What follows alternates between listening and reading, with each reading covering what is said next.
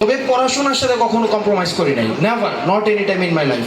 আমি আপনাকে মোটিভেশন দিব না, কারণ আমরা প্রত্যেকটা মানুষ হচ্ছে একটা ডিমের মতো। ডিম, এখানে আমরা যারা আছি প্রত্যেকটা মানুষ কিসের মতো? কিসের মতো? ডিম। ডিমকে দুই ভাগে মানে দুই ভাবে ভাঙা যায়। একটা ডিমকে দুই ভাবে ভাঙা যায়।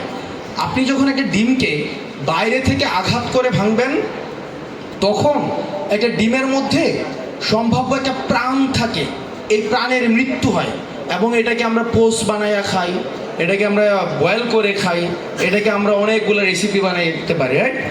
কখন? যখন আমরা বাইরে থেকে আঘাত করে ভাঙি, তাই না? ওকে, আবার এই ডিমটাই আজান দিচ্ছে না, আবার এই ডিমটাই যখন ভিতর থেকে আঘাত করে ভাঙে, তখন একটা প্রাণের জন্ম হয়, তাই না? একটা ডিমকে যখন বাইরে থেকে আঘাত করে ভাঙে, তখন একটা প্রাণের মৃত্যু হয়। ঠিক একইভাবে একটা ডিমকে যখন ভিতর থেকে আঘাত করে ভাঙে, একটা প্রাণের জন্ম হয়। ঠিক একইভাবে এখানে আপনারা যারা যারা বসে আছেন না, আপনাদের মধ্যে দেখবেন অনেক বন্ধু বান্ধব আসে, এ জানেও না একটা বই কেন কিনছে।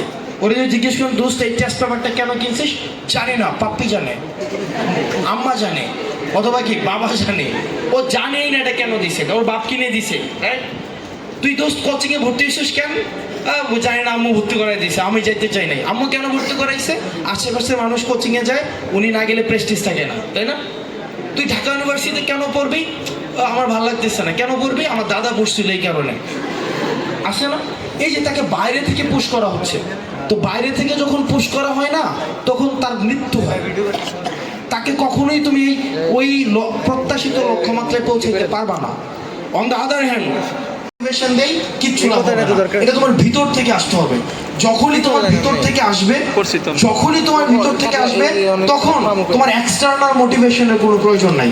তুমি নিজেকে প্রশ্ন করো যে তুমি ওখানে যাইতে চাও কিনা। তুমি নিজেকে প্রশ্ন করো, তুমি মেডিকেল, বুয়েট, ইঞ্জিনিয়ারিংয়ে পড়তে চাও কিনা। আমি তোমাকে এটা একবারও বলবো না যে মেডিকেলে চান্স পাইলে, বুয়েট, ঢাকা ইউনিভার্সিটি চান্স পাইলে লাইফ সেটেল। এটা যে মানে পৃথিবীর সবচেয়ে মিথ্যা কথা, সেটা এখন আমাকে দেখলেই তোমরা বুঝো।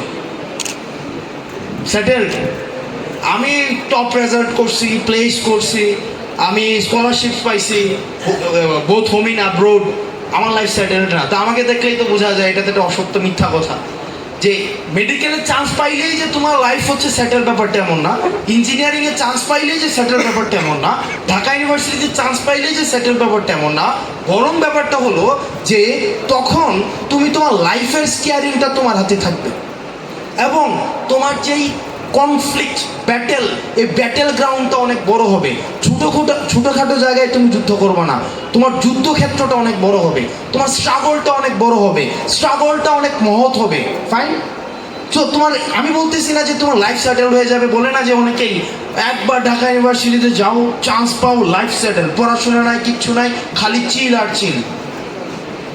চান্স পাইলে, না পাইলে তোমার মোটামুটি বলা যায় এক সপ্তাহের মতো কষ্ট থাকে, তারপরে কষ্ট শেষ। আর চান্স পাইলে তোমার আমৃত্যুই কষ্ট থাকবে। কিন্তু ওই কষ্টটার মধ্যে একটা হচ্ছে কি, প্রাইড আছে, একটা এক ধরনের অরা আছে, aura, a sense of aura you will feel always. ব্যাপারটা হচ্ছে এমন। সেজন্য তুমি সিদ্ধান্ত নাও, তুমি তো স্ট্রাগল করবা, তুমি কানবা, তুমি লাইফে যেখানেই থাকো সেখানেই কানবা। এখন টাওয়ারে একটা হচ্ছে একটা রুম ভাড়া করে নিয়ে, তারপরে হচ্ছে ওখানে হচ্ছে তুমি বিলাসীভাবে কানবা। কোনটা? আমার বিলাসীভাবে কানবো। সো এটা সিদ্ধান্ত নাও তুমি।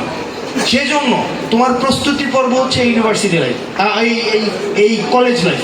তুমি কলেজ লাইফে যদি ভালো করে পড়ো, বিলিভ মি, তুমি দেখবা পরবর্তী জীবনটা অনেক বেশি সহজ হয়ে যায়, অনেক সহজ হয়ে যায় তুমি যদি একাডেমিতে থাকো। এবং এই সময়টা আমি জানি অনেক কষ্টের, কিন্তু এই সময়টা মাটি কামড়ায় পড়ে থাকতে হবে। মানে আমার একটা বন্ধু আছে সানি, রাকিবুল ইসলাম সানি, ওই এনএসটিও থেকে অর্শনিওগ্রাফিতে পড়ছে। মানে বললে বলবা যে ভাই এখন তো পড়ে চলে আসছে, মনে হয় এখন তো অনেক কিছু বলবেন। আমাদের খাবার খাইতে 1 মিনিটের কম সময় লাগতো, 1 মিনিটের কম সময়, লিটারেলি। মানে আমাদের দেখা যেত কি 1 মিনিটের কম সময় খাবার খাইতাম। এবং এমন একটা পর্যায়ে পড়ছিলাম যে হোস্টেল লাইফ থেকে যখন গেলাম, মানে ইউনিভার্সিটিতে চান্স পাইলাম, আত্মীয় স্বজনের বাসায় গেলে যখন খাইতে বসতাম তখন ওনারা আমাদের দিকে তাকায় থাকতো, বলতো এই মানে আমরা কেউ চলে যেতেছি না, আস্তে খাবো, মানে ওই পর্যায়ে চলে গেছিলো। অর্থাৎ টাইমটাকে এই পরিমাণ আমরা ভ্যালু দিয়েছিলাম হোস্টেলে। তো মোবাইল কখনো চালাইও না, অ্যাটলিস্ট ইউনিভার্সিটি পার্সোনাল মোবাইল। যখন তুমি ক্লাস করবা তোমার মার মোবাইলটা নিয়ে চালাও, তোমার বাবারটা নিয়ে চালাও, বাট ইউনিভার্সিটির আগ পর্যন্ত তুমি মোবাইল ইউজ করবে না, এটা ডিস্ট্র্যাক্ট করবে অনেক বেশি। মোবাইলটা এমন একজনের কাছে দিবা, মার কাছে বা বাবার কাছে রাখো ইউনিভার্সিটিতে যাওয়ার আগ পর্যন্ত, আদারওয়াইজ তোমার একটা মোবাইল সারা জীবনের কান্না। এবং